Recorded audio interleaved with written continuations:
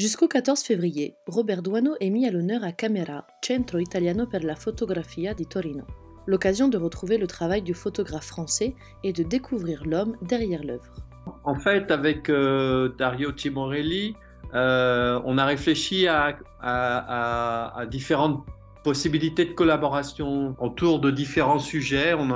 Nous en sommes arrivés à faire une proposition sur Robert Doisneau, qui est un photographe souvent exposé en Italie, qui est très connu, qui incarne un peu l'humanisme photographique français.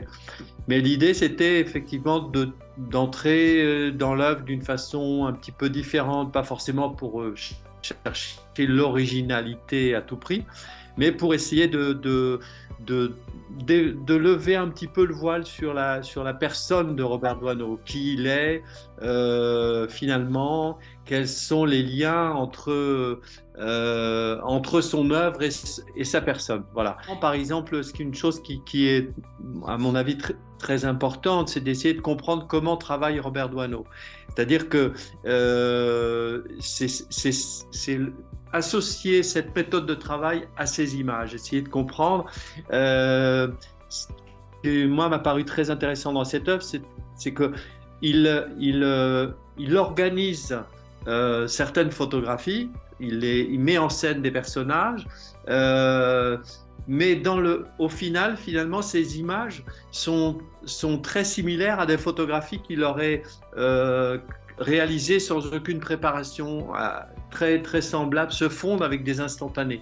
Et quand on fait le parcours de l'exposition, on voit s'entremêler des images très organisées, très, très pensées, avec des personnages choisis, des comédiens, etc. Et puis des images tout à fait, comment dirais-je, saisies sur le vif, comme ça, des scènes très simples. Et Robert Doisneau, il se présente un peu comme un pêcheur à la ligne dans ce cas-là, c'est-à-dire qu'il attend très longtemps que les choses se mettent en place et que ça produit une photo. Pour un commissaire d'exposition, c'est un peu un challenge de se dire mais qu'est-ce qu'on va dire avec ces choses, avec ces œuvres dont on a vu beaucoup d'images. Mais pour terminer, ce que je voudrais dire, c'est que chaque époque apporte une certaine lecture d'une œuvre, c'est-à-dire que aujourd'hui, on va regarder Robert Doisneau d'une certaine manière, mais c'est peut-être pas de la même manière qu'on l'a vu il y a 10 ans ou il y a 20 ans. Aujourd'hui, on a des désirs qui correspondent à une certaine époque, des codes, des clés de lecture qui font que il faut savoir s'adapter à cette époque. C'est-à-dire, on voit Robert Doisneau en 2022 certainement d'une façon différente de l'époque où il était vivant et où il communiquait ses images à ses contemporains. Chloé Thomas, qui a accompagné une visite guidée didactique de l'exposition proposée par l'Alliance française de Turin à ses adhérents, nous la présente. Alors oui, en effet, il avait une façon assez particulière de travailler. Tout d'abord, au début de sa carrière, il le disait lui-même, qu'il était très timide. Finalement, il avait vraiment peur de s'approcher du sujet photographié. Et donc, il a commencé par photographier des paysages urbains, surtout avec très peu de présence humaine sur ses photos. Ensuite, il s'est rapproché un petit peu plus et il s'est rapproché notamment des enfants en particulier parce que pour lui, c'était des complices, vraiment un complice idéal. L'enfant était le complice idéal parce que justement, il avait aussi cette joie de vivre que lui-même, Doisneau, avait en lui après une enfance plutôt difficile et compliquée. Et donc pour lui, c'était vraiment le sujet parfait donc, pour s'approcher vraiment de l'humain ensuite, après les paysages urbains.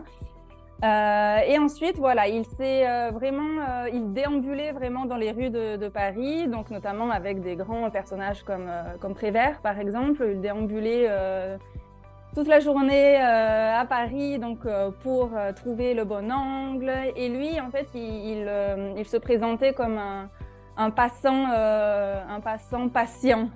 Et donc, il a justement il fait aussi souvent ce lien avec la pêche. Il avait une passion pour la pêche et lui, il disait justement que finalement la photographie, c'est comme la pêche. Il faut attendre simplement, il faut attendre le bon angle, le bon moment, la bonne personne qui passe pour faire finalement la photo parfaite.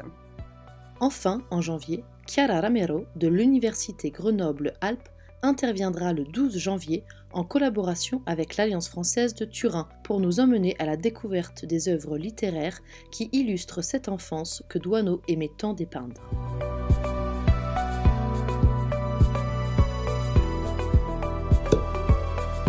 De novembre à février, l'Alliance française de Bologne vous invite à 4 rencontres autour des vins français.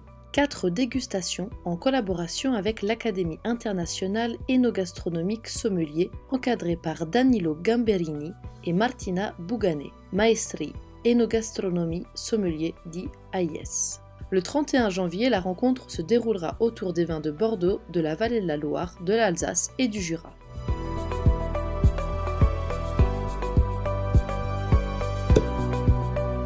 En janvier, focus sur les exploratrices masquées.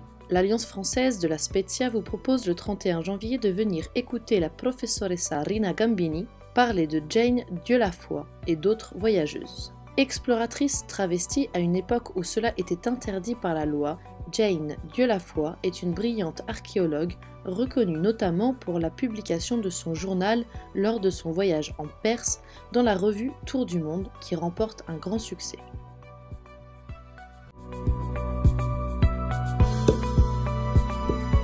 L'exposition Raoul Dufy, le peintre de la joie, organisée par la Fondazione Terzo Pilastro Internazionale, en collaboration avec Poema, Artemisia et Commediarting, est actuellement au Palazzo Cipolla à Rome. Cette réalisation est le produit d'une collaboration avec le Musée d'art moderne de la ville de Paris et Paris Musée. Ouverte au public jusqu'au 26 février, l'exposition parcourt la carrière artistique de Dufy à travers 160 œuvres qui mettent en relief son désir de modernité, comme en témoigne son œuvre La Fée Électricité, un des plus grands tableaux au monde pour ses 6 mètres de longueur et ses 250 panneaux, commandés par la compagnie parisienne de distribution d'électricité et destiné au pavillon de l'électricité à l'exposition internationale de 1937 à Paris. Mais Dufy, c'est aussi une palette aux couleurs vives qui semble capturer toute la lumière de la Côte d'Azur et qui font de lui le grand peintre de la joie de vivre, comme le dit le commissaire de l'exposition, Sophie Krebs, conservatrice générale du Musée d'art moderne de la ville de Paris.